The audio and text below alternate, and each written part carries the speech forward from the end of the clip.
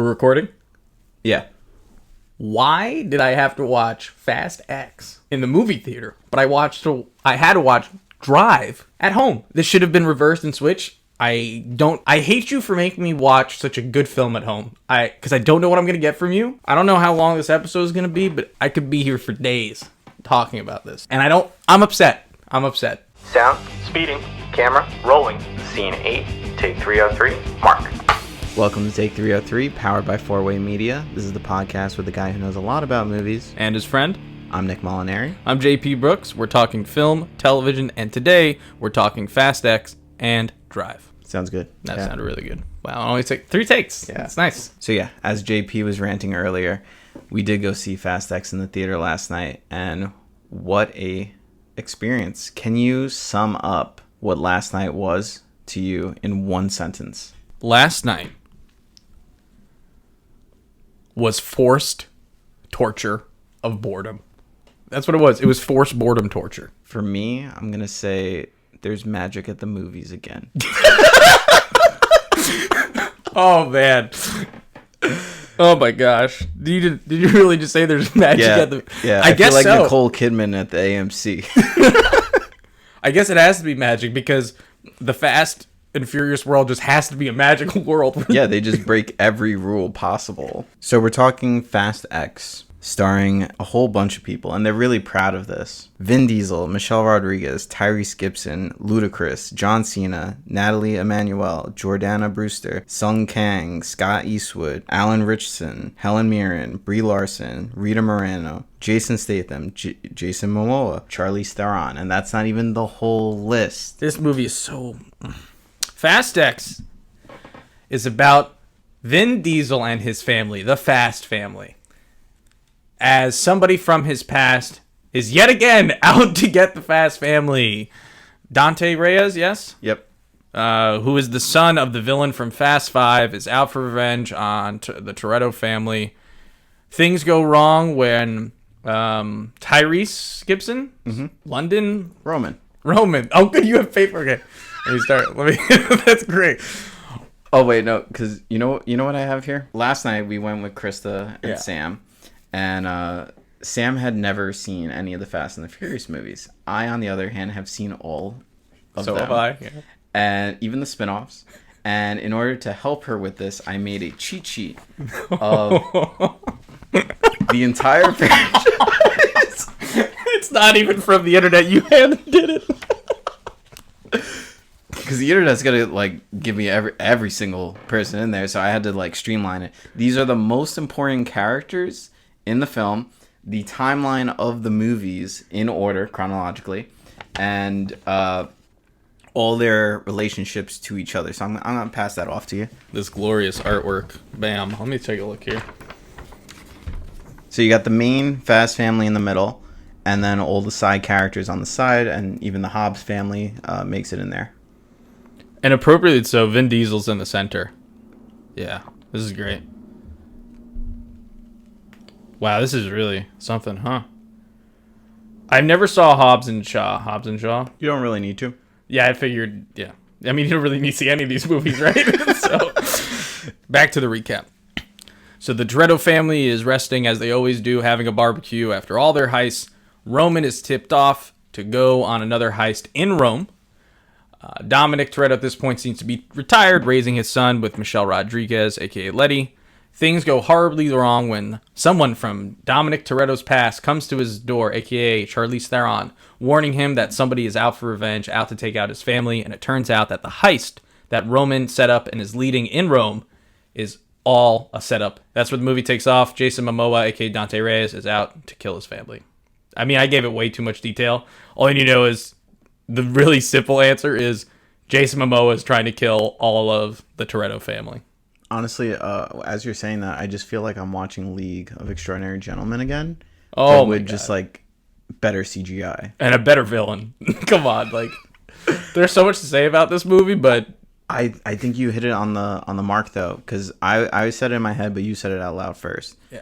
Who does Jason Momoa remind you of in this movie? The Joker. Yeah.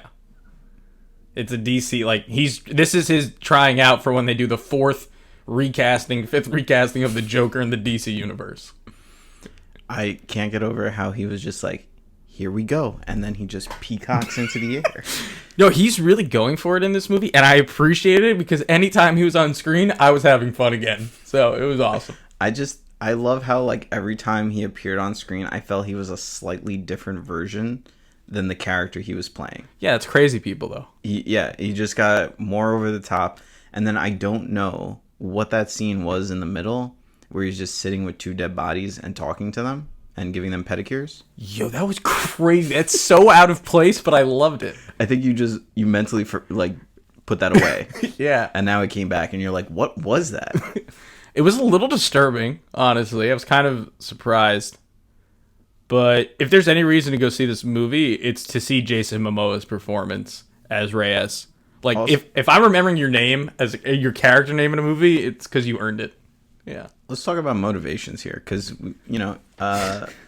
Vin Diesel's gang, the reason Jason Momoa is, like, after them is because they killed his father and took his money.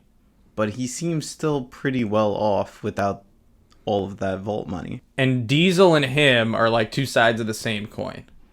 Well, what happens when you hurt someone else's family? Or do they not have the right to go and do everything that they want to you? Because that's, a basis for a lot of the movies, that Vin Diesel gets revenge or is getting justice for his family. So is not Jason Momoa entitled to doing this? Obviously, maybe not killing everybody else in the process, but at least getting revenge. Like, it makes sense. I'm Team Momoa. Like, I'm Team Reyes here. I'm rooting for him. I came to the theater just slightly late.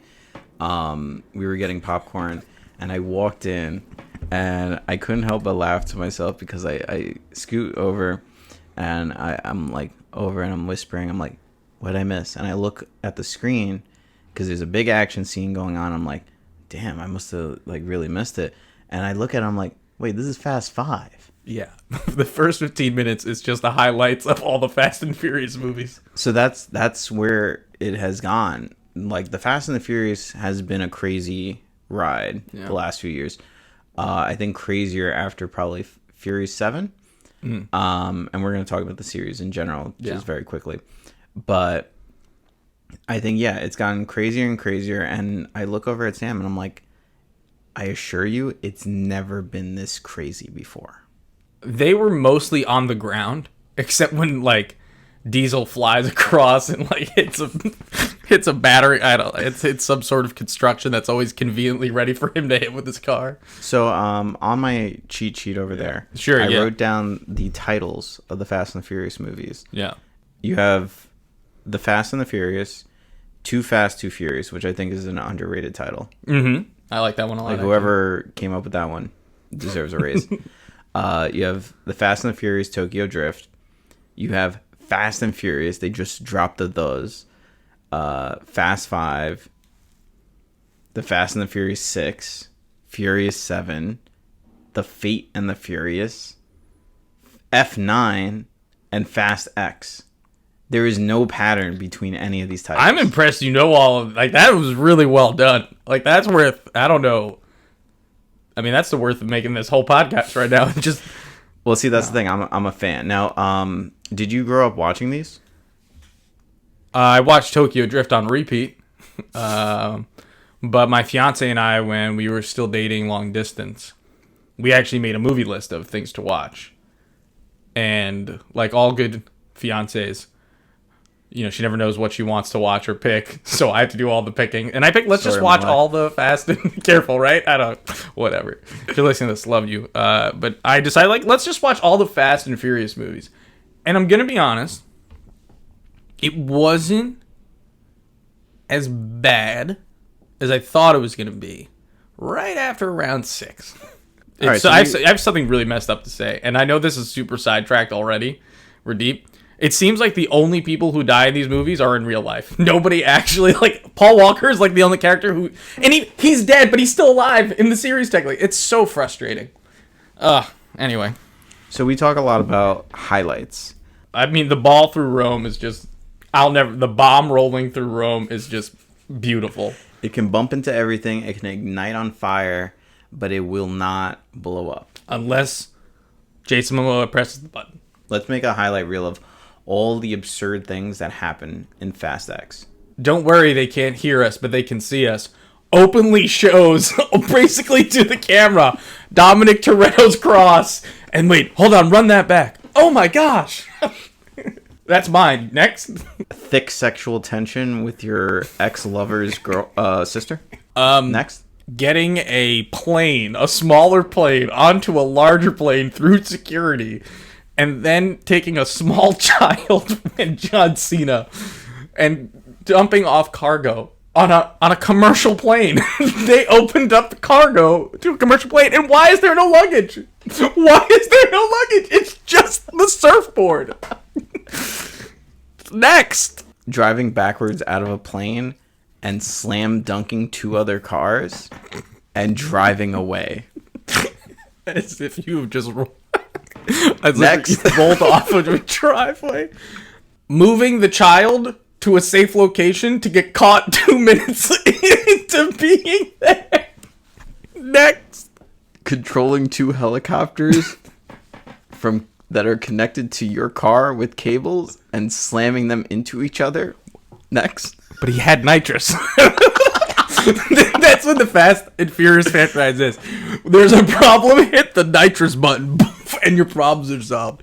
A submarine in Antarctica just showing up out of nowhere with the same width as Nemo's ship from the League of Extraordinary Gentlemen. Next. With a dead character on it. Next. Saying, we got 4 minutes to spare, let's fight. Next. I forgot. That has to be taken from the director writing room. That has to be it. Having the bad guy and the good guy see each other with 100 guns pointing on each side and deciding rather than settling it here and now, racing. Paying tributes to it. And then killing people that are not Dominic Toretto. Driving down the Hoover Dam. No. Come on. And landing safely in the water. Next. Being on a plane, claiming it's landed, having enough time to run up the Hoover Dam and shoot another plane so that plane crashes with a conveniently paced rocket launcher. Next. Borrowing 15 minutes from a better movie for the first 15 minutes of your movie. Next. Having your 10-year-old child jump out of a high-speed moving vehicle and having confidence them to land into your high-speed moving vehicle while going backwards and doing 360 spins. And I don't think we need any more than that. I think there's plenty more, but I think those are the highlights. Yeah. So I was reading up on like the behind the scenes of everything because I just got so curious after it.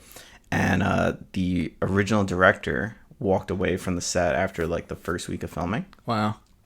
It was the same director as the one who directed 5 and 6, Justin Lin. Okay. And he cited creative differences. And you didn't say anything more than that? Nothing more than that. But after that, then he leaves, and then you can see like rewrites happening and stuff like that. And one of the funny things is, mild spoiler, but Alan Richardson, the guy that plays Ames, the one that's working with Jason Momoa. Oh, at the end, that's revealed. Yeah. Yeah, Okay. yeah. In a different script. Yeah. They were actually brothers. Oh. And what's That funny, makes more sense. It does, but at the same time, does it? It still plays out the same exact way, whether they're brothers or they're colleagues. I guess. But I like the theme of family more. It does, but it feels like it's beating it over the head that everyone just seems to be related to each other. Half brother, then. Yeah. See, I should be writing these movies. Yeah. Yeah, and it wasn't until I was reading some of my favorite reviewers and listening to them that they made the right connection. It is just soap opera with cars. And I'm totally stealing that from another reviewer, but it is absolutely 100% true. Yeah, characters die and then they come back later mysteriously. Everyone's related to each other. There's a betrayal every single movie. Somebody who they're working with always ends up turning on them. Yeah, there's a lot of stuff here. It really reminds me, even with some of the overtop action, this is like the WWE. This is wrestling. And I get why people like this stuff. They toned down the ridiculous, and they acknowledge it in the movie, which I'm happy. The guy Ames, who betrays them at the end, who's like Jack Reacher from like the TV series. That's the only place where I recognize him from. He's like, yeah, they defy gravity. Like, he openly says it. And yeah, the film's aware of it. So at least they're self-aware. But it doesn't, that even if you're aware, it doesn't help. Like, you fly out of what I thought was a surfboard the entire time, ends up being a small mini plane. The problem that it's hitting right now is they're too self-aware. I'll start off by saying I didn't know what a poorly edited movie would look like. I wouldn't even know what to say about it. But this has to be one of them. It's talking scene, action, talk, action, talk, and no scene lasts more than 3 minutes unless it's a long action scene. It just feels like we're jumping all over the place. I don't have time to get invested into anything. I just don't care, and that's my biggest problem with this movie.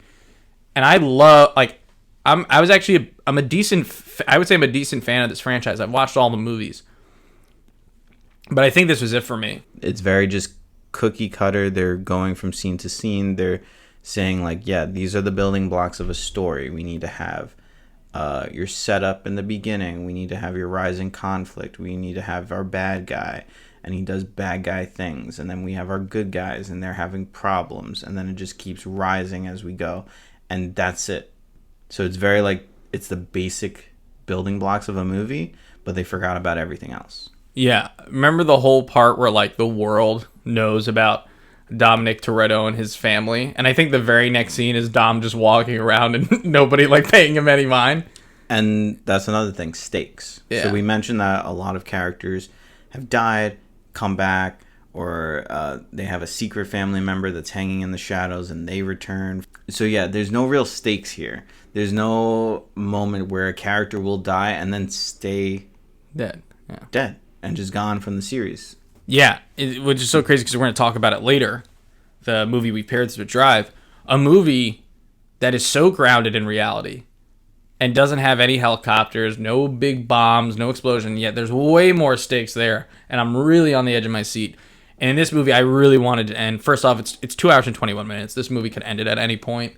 And Sam said in the first 5 minutes, she just leans over. She's like, this is so stupid. I was like, maybe there's 2 hours and 5 minutes left. Yeah, I've never been genuinely this bored in a movie theater. If not for this podcast, I would have walked out.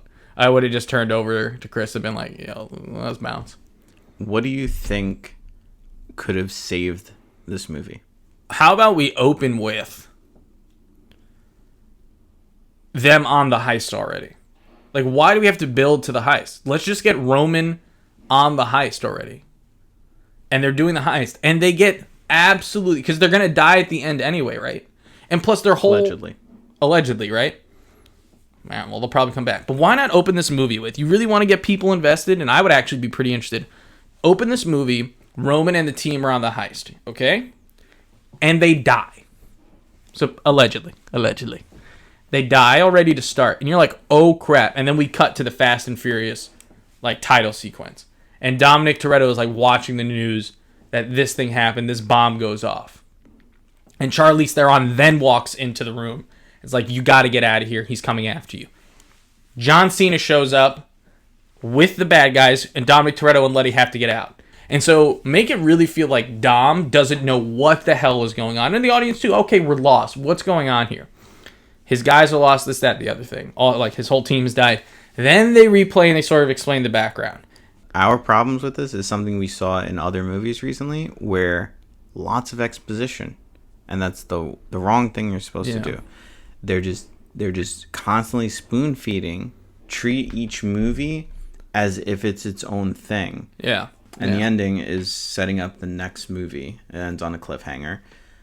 You don't really even solve any of the problems in this movie. Like, it starts and ends with basically the same situation going on. And since we know that certain characters can die, there's, like, what do we sit here for 2 hours for? Like, nothing changed. Like, if you take something like The Empire Strikes Back, or Matrix Reloaded. Or Infinity Wars. Yeah. When you end that movie, I wouldn't say Infinity War to an extent, because as soon as that ended, like, they announced Black Panther 2. Like, oh, I guess you kind of gave it away that, you know, they're coming back.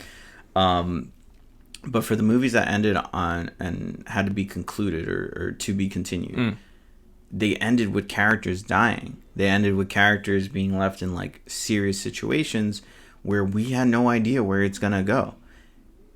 We know where this is gonna go. It's supposed to be a fun movie, which it probably is. Yeah, and listen, you can hate all of this movie, but for people who probably like the Fast and Furious franchise, you just got more of what you already know, and they just double down even harder on it.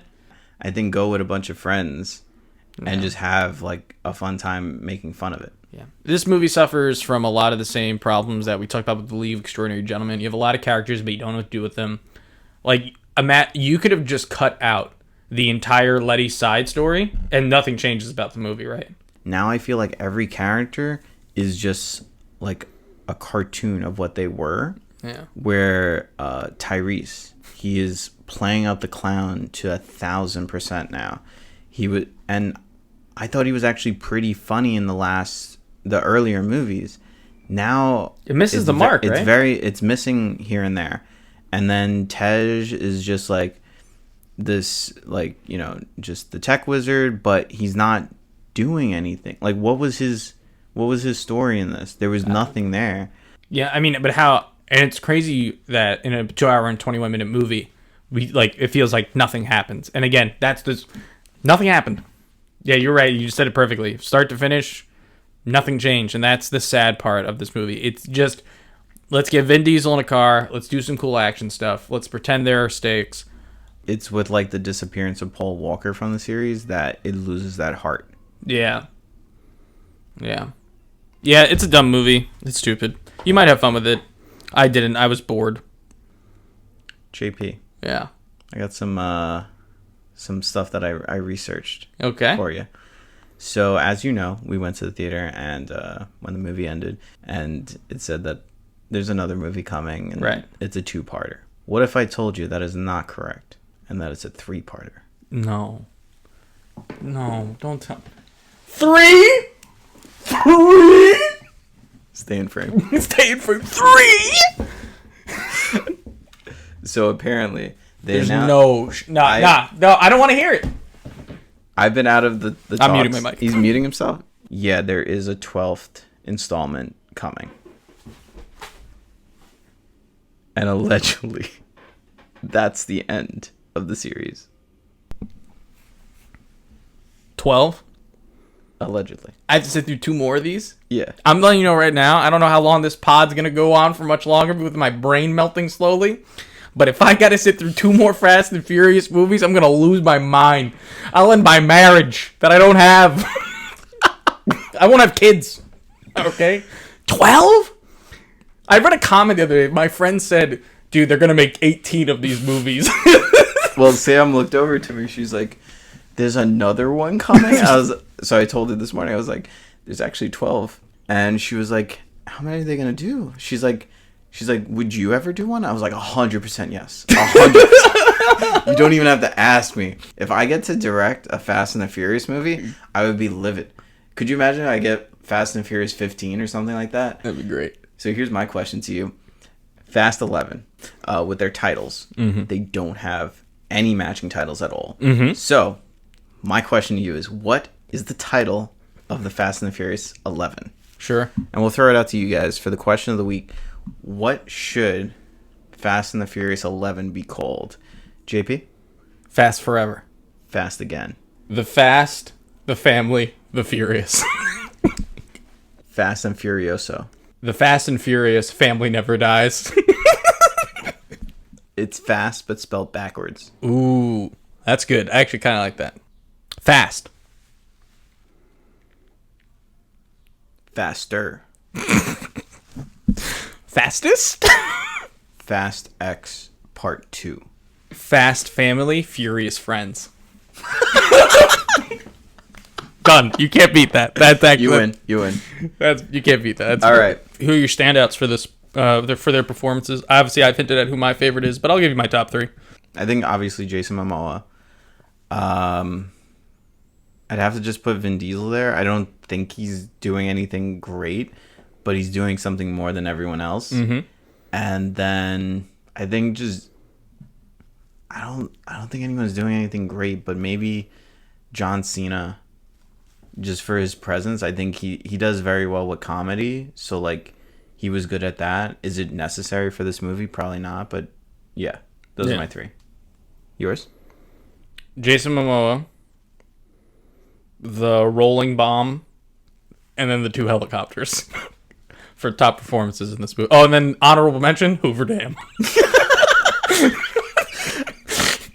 I think Jason Statham actually did a pretty good job with his limited work. I thought he was a pretty good... I mean, Jason Statham's also one of those actors that plays himself in every movie. Do you know Jason Statham? Do you know where Jason Statham comes from? He worked on the black market. Random side fact. Yeah. And from that, he was able to get, like, you know, his martial arts work and stuff like that. That's how he ended up in the transporter. Wait, he was really in the black market? Yeah. Sick. I mean, look at him. He's jacked. He is jacked. Wait, is that a racial thing? The black market? What are you...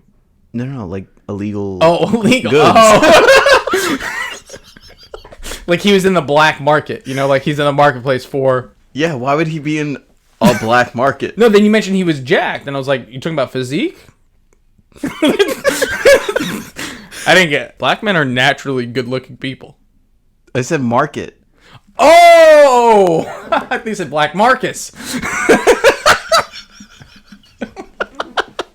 I still don't get it. Don't ask me where my mind went. I watched a Fast and Furious movie last night, all right? I'm lost. All right. So, overall thoughts and rating. JP. I mean, I have to... If you're a fan of the franchise, it's probably a 5. Because they're back to form, not as ridiculous as going into space. But if you're an actual moviegoer, 1 or a 2, can I have to give it a 1? Yeah. See, I'm a fan of the franchise. Yeah, so am I. Well, I was. And I think if I'm going to give it like an honest and fair review, I'm going to have to give it a 2. Okay. I think it wasn't... Because you said something interesting last night. You said it was the worst movie of the year. Yeah. I feel like there has been worse. And I feel like one of them off the top of my head would be like The Pope's Exorcist. Like, I feel like I would watch the Fast X before that. I'd watch The Pope Exorcist any day of the week. It's not even close. Vin Diesel and Michelle Rodriguez were talking in interviews about who they want in the future Fast movies, since there's more of them coming, apparently. 2 names that came up were Robert Downey Jr. as a villain, to be, quote, the antithesis to Dom, and then Matt Damon. Am I supposed to feel something there? I put the camera on you to see reactions. I feel nothing. I have nothing to, like, I'll look...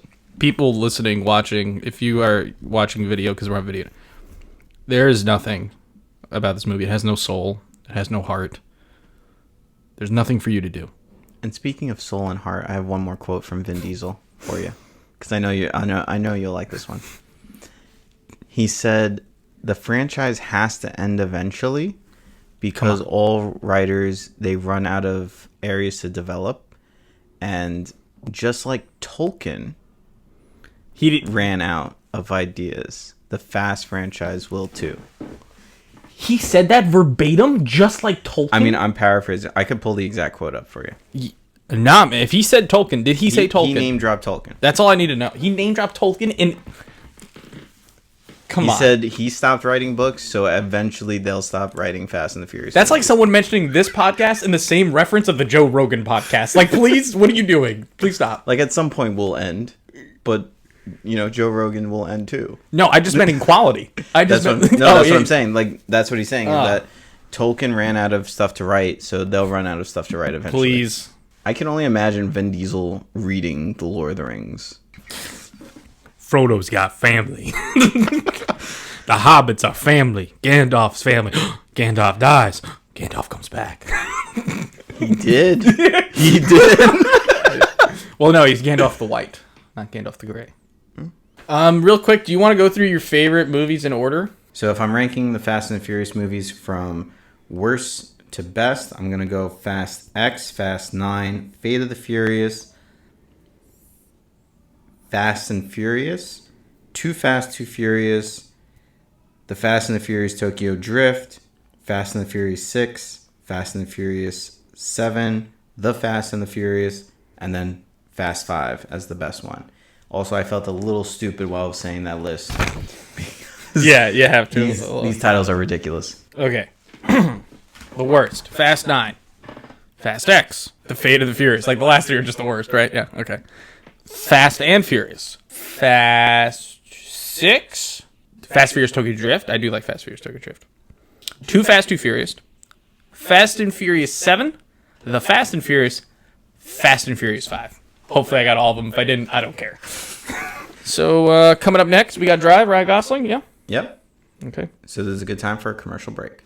There's one thing I love about my friends, man. Their moms are so hot. The problem is, way too poor for my taste. And then I decided to get the Pool Boy Starter Kit. I started going up to random moms in neighborhoods and asking if they wanted me to clean their pool. If you know what I mean. With my extra long pool skimmer, I was way able to impress the ladies. Especially when they started showing me pictures of their dead husbands, or currently alive ones. It didn't matter. The Pool Boy skimmer got me invested and got her interested. I'd be skimming the pool. Next thing I know, oh no, I dropped something. I may have fell into the pool, but she came and rescued me. I may have been the one who fell in the pool. I wasn't the one who was dripping. Nothing like a bae coming to save me on Baywatch. You can even talk to one of my buddy's moms who was rich. He was always there and in the way until I got the Pool Boy Starter Kit. Oh, it was fantastic. I thought he was just this loser, this bum with like no hair, but once he got the Pool Boy Starter Kit, everything changed. My son's moved out and I haven't seen it, so we've made plenty of free time. Yeah, I haven't talked to him in like 2 years. Isn't that right, honey? It's wonderful. Moms agree. Until you put on the visor, the sunglasses, the Speedo one size smaller than it should be, and a tankless tank top, that's when things begin to change. If you're looking to bag somebody who sounds like me and looks like me, grab your Pool Boy Starter Kit. Stop worrying about the money you could make from a job and worry about the money you could be making from servicing her pool. The Pool Boy Starter Kit. Take 303 is sponsored and powered by Fort Way Media. If you need a videographer or photographer for your next event, then Fort Way Media is the right choice for you. You can find them at fortwaymedia.com. Take a look at all of their different services. They do events like weddings, bridal showers. They can make you a film. They can make you an advertisement. Local business looking to grow, social media managers. Fort Way Media does it all, and what they do is give it the Fort Way touch, which makes everyday life into a cinematic experience. Go check out fortwaymedia.com today and book your next event. And we're back. So we're talking Nicholas Winding Refn's 2011's film Drive, starring Ryan Gosling, Carey Mulligan, Oscar Isaac, Bryan Cranston, Christina Hendricks, Ron Perlman, and Albert Brooks. Thank you for letting me watch this movie. Thank you. You are thoroughly welcome. I knew that if we're going to do an episode about driving, Drive has to be the movie. You know, it's funny, now that I've watched it, I've heard about this movie, and I heard that a lot of people didn't like it. And we're going to get into that. Yeah. But this movie, what, like... duality of man, we bring it up all the time just because of your dad and other things like that, but what a duality of movies. A movie that has, in one movie where we talked about earlier, explosions, people dying and coming back, over the top action sequences, a bomb rolling through Rome, an explosion that wipes out world international terrorists, an agency on their case jumping out of planes, and I didn't give a shit once. And I didn't think anybody was going to die. I didn't care. No stakes.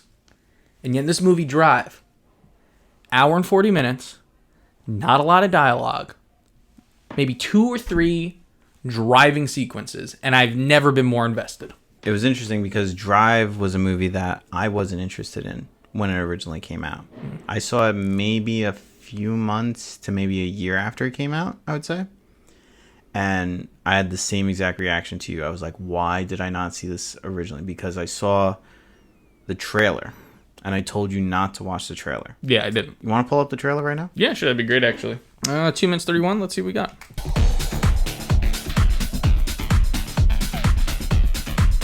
I already have a problem with it.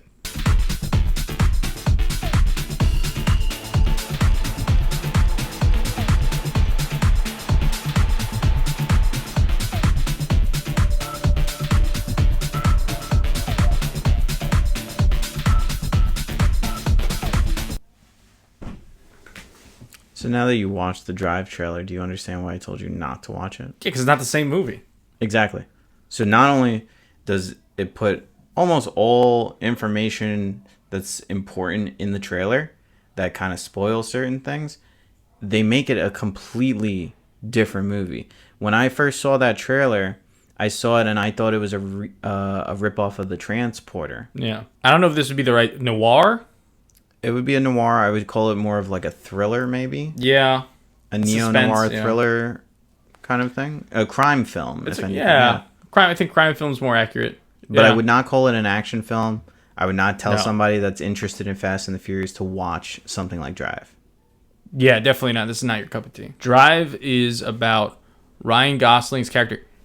He doesn't have a name, No. right? So I heard someone in a review call him Driver, and that's when I realized, like, Yeah. oh, he doesn't have a name. Driver. So Drive is about Ryan Gosling's character, a.k.a. Driver, does not have a name, who is a getaway driver and also a part-time stuntman for movies. He gets involved with a woman next door, falls in love, and because of circumstances and relationships, gets involved in a bad getaway deal. And that's the movie, and I don't want to say anything else. Because I think even saying as much as I did might take away. Because this movie is, I think it's a very good movie, and it's worth your time. So Yeah. this is a filmmaker's movie. I think if you're an average moviegoer, you're not going to like this film. Honestly, might even argue that you could. I feel like it is an art house film, but at the same time, there's enough commercial appeal to it where I think if you put a regular moviegoer in there, they might actually, sit down and watch it. Yes, they can. I think if we're talking specifically, like if you're a Fast and Furious person, you're probably not going to like this. And I think I say in the context of if you watch the trailer, you're not going to like this. For sure. I could definitely see if somebody saw this trailer for a movie and went in. Because even I just thought from the way the music started, I'm like, they don't use that music, the music right in the beginning of the trailer. Like, whoa, this movie is not that fast, and this music is way too fast. Too fast, too furious, if you will. God. That was great, though. That was I had actually to. great. That was actually very good. I'm impressed.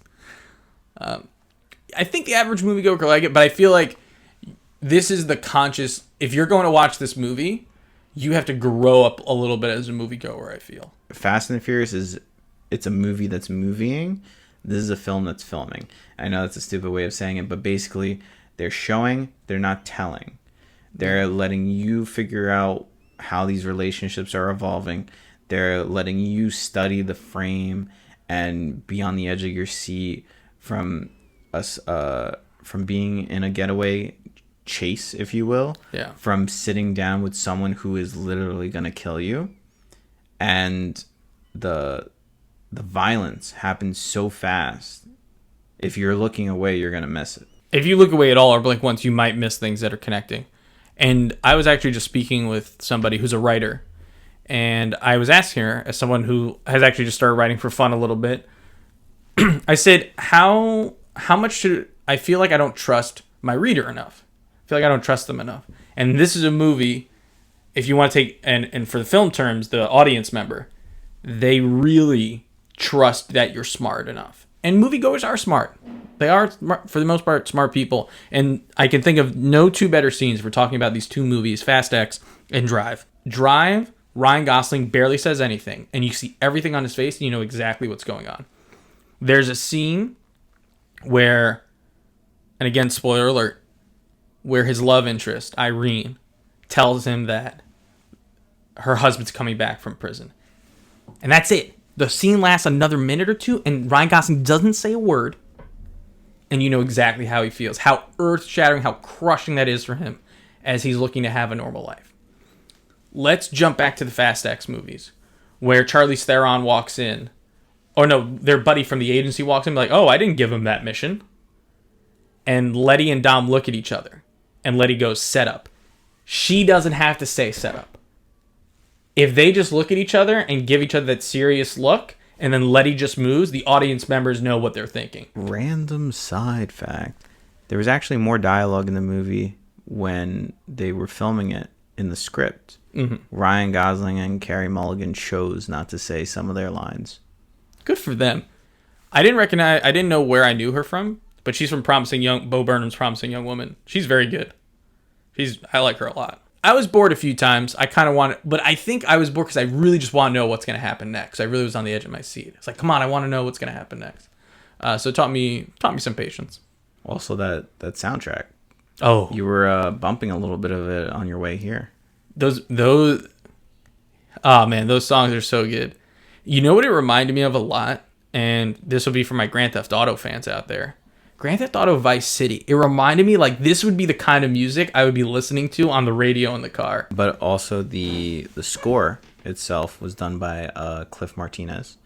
And if you didn't recognize the name, that's Eddie's brother, yeah. Yeah. He's the guy who did the theme song for Stranger Things. Oh, that makes a lot of sense.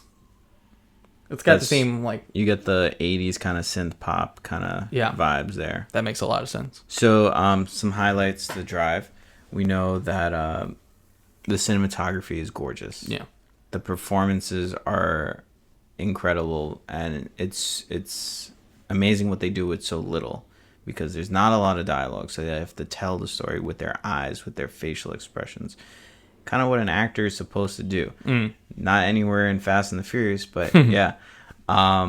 What were some highlights for you? I mean, I'm pausing here for a second because there's a lot you could say about this film. And we kind of don't want to spoil too much. No, I really don't. But if you had to like be critical, or here's a better question. Sure. The actors are doing so well with their performances. Mm-hmm. Who gives the best performance? Oh, man. That's... Dude, they're all really good. I hate to pick one, but I want... I don't... And we went with Fast and Furious. We gave at least like top 3. Yeah. So you know what? If you had to go with it, who's your top 3 in no particular In no order? particular order. Okay, thank you for saying that, because I don't think it'd be fair. Ryan Gosling. I really liked... Is his name Oscar Isaac? Is he the... Yeah, he's the husband. And honestly, I think the last one could be any of those 3. I think for me, it's between Irene and Bernie, the bad guy. Mm-hmm. The one at the end. Yeah. That guy. Albert Brooks, right? Yep. See, I took the time to learn these people's names. Yeah. I think either one of those. But and then you forget about people like Bryan Cranston. And then Hellboy. Right? He's the Ron Hellboy Perlman, guy? Yeah. All right. So I'm just gonna solidify. I'm gonna say Ryan Gosling, Oscar Isaac. I'll give it to Irene because I love her. I thought she was great. Mine was similar. It was Ryan Gosling, Oscar Isaac, and Albert Brooks. Yeah. I think Albert Brooks, because what's funny about Albert Brooks, have you seen other movies of his? No, or maybe I have. I just don't know it. He's primarily a comedian. Is he the Step Brothers guy? No, that's John C. Reilly. But he looks like him a little bit. He looks the like hair, yeah. Have you ever seen Taxi Driver? No. Is that with De Niro? Yeah. The famous one that Yeah. everybody was watched? No. Yeah. Well, we know what we're watching at some point here. He's in that. His character is kind of like the comic relief in that movie. Mm-hmm. So he was originally like a comedian. He got some acting roles and stuff like that. So Drive is kind of like complete 180 for him. Yeah. Oh, really? Because I would have thought he does this kind of role all the time. He's excellent. He's really good. My question for you is, I was going to ask you, this is supposed to be a good movie, right? I was supposed to like this. Yeah. Yeah, right? It's supposed to be. From the more filmmaker side of this, what is something, if you're going to be like a future filmmaker or you're going to make some visual media, what is something you can learn from Drive? It's a lesson in screenwriting. It's a lesson in how little you need to tell a great story. That you don't need lines of endless dialogue to tell the audience what to feel, that you can let it breathe. I like that the opening scene we did talk about, like, how could you see this movie opening? There wasn't any dialogue, actually. So that was interesting. And it's not like you have any backstory. There's not some... Yeah, we didn't need 15 minutes from another film to explain Ryan Gosling and where he is and why the bad guys have bad guy things to do.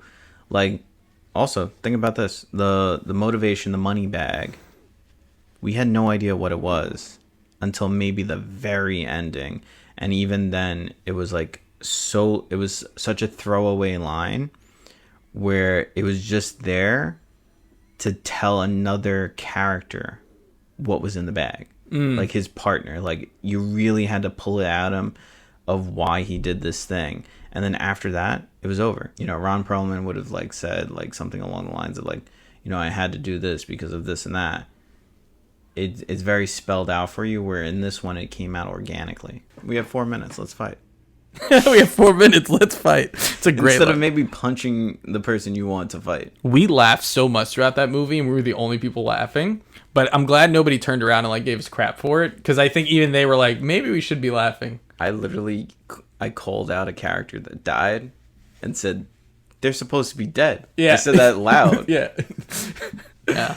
What is your favorite scene in Drive? Either the elevator scene. There's so many good. Oh man. Okay. Here's the scene I like the most.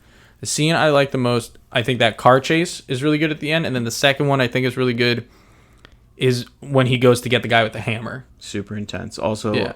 a tiny sidetrack. Remember when I did the Shutter Island recreation in college? Yes.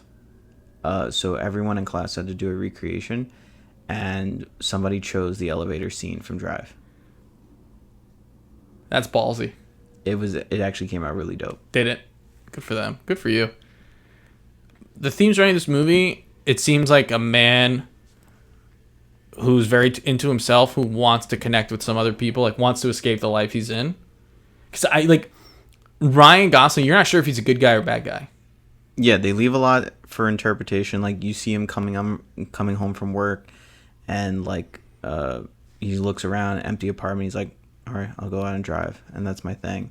And he's very quiet, very soft spoken. He's in the background. He's just doing his thing, but it Very might not cool. even be his thing. Like, he's just doing things. But now he finds this family. He kind of connects with people. He wants to feel like a real human being going on a date. Or if he's the hero when he was wearing the thing. They play that a lot when he's wearing it, being a hero. Then there was the one, the spell on you. You're keeping me up at night when he's up at night, and it was just so on the nose. I couldn't help but laugh a little bit, but it matched so well. Yeah, it matched the tone. Because I think for a lot of what they're not saying, the dialogue, they're saying with facial expressions and music is taking care of most of it. You don't have to say anything. Look, can I talk about the big fake out I had? Yeah, sure. When after he does like his job in the first getaway, it jumps to him in a police uniform. I was like, is this guy a cop who does that's why he has a police and then he's a fucking actor. I thought the same thing yesterday. I mean, I've seen the movie a bunch of times, but I had no idea that it was like such a jump cut that right after that they show him in a cop. I was like, that is such a good shot, like a good editing juxtaposition.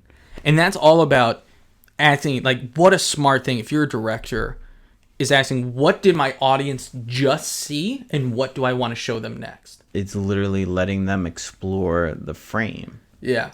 You could easily be looking at Ryan Gosling, but now we're looking at what he's wearing. Here's where I thought the movie was going to go. When he goes, oh, you're going to race for me.